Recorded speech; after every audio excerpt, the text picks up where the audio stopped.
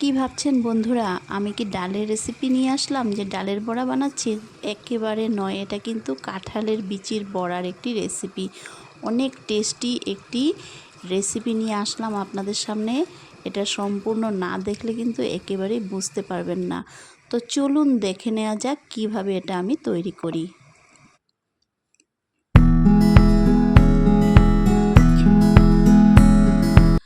নমস্কার বন্ধুরা, আপনাদেরকে অনেক অনেক স্বাগতম আমার রান্নাবাটি চ্যানেলে। আজ আমি কাঁঠালের বিচি দিয়ে একেবারে অসাধারণ একটি রেসিপি নিয়ে আসলাম। এটা না দেখলে কিন্তু বুঝতে পারবেন না। তো আমি সম্পূর্ণ কাঁঠালের বিচিগুলিকে এইভাবে বাকলটা ছাড়িয়ে নিয়েছি। এই দেখুন বাকলগুলি এখানে, আর এই যে দেখুন বিচিগুলি একেবারে পরিষ্কার করে নিলাম। তো আমি এটাকে হালকা সেদ্ধ করেছিলাম, তার জন্য আমি এটাকে গ্রেটার দিয়ে এভাবে গ্রেট করে নিলাম। আপনারা চাইলে কিন্তু কুকারে বিচিগুলিকে ভালো করে সেদ্ধ করে মেশারের সাহায্যে ম্যাশ করে নিতে পারবেন, তাহলে কিন্তু এটা একেবারে একটু সহজ হয়ে যাবে। তো আমি এইভাবে করলাম, কারণ একটা ভালো কিছু খেতে হলে অল্প তো কষ্ট করতেই হবে, তাই না বন্ধুরা? দেখুন কি সুন্দর ঝরঝরা হয়ে গেছে। তো সবগুলি বিচিকে আমি এইভাবে গ্রেট করে নিলাম। তো আমার গ্রেট করে হয়ে যাওয়ার পরে এখানে কিছু পেঁয়াজ কুচি মিশিয়ে দেব, একটু বেশি করেই পেঁয়াজ কুচিটা দেব, আর তার মধ্যে কিছু মশলা দেব। এখন আমি প্রথমে এখানে কিছু আদা কুচি দিয়ে দিলাম। তারপর আমি এখানে অল্প পরিমাণে তিল দিলাম, যাতে খেতে একেবারে ক্রিস্পি লাগে বন্ধুরা।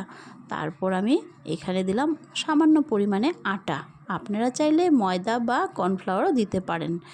আর তারপরে আমি এখানে কিছু কাঁচা লঙ্কা কুচি দিয়ে দিলাম।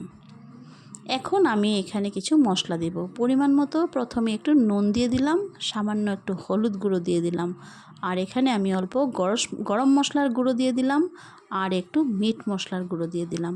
তারপর আমি এটাকে হাত দিয়ে ভালো করে মিশিয়ে নিব। সব মশলা আমার দেওয়া হয়ে গেছে। এখন আমি এটাকে ভালো করে মিশিয়ে নিব। তারপর অল্প অল্প জল দিয়ে এটাকে মেখে নিব। একসাথে বেশি জল দিব না, হালকা হালকা জল দেব। দেখুন আমি কীভাবে এটাকে বানাচ্ছি।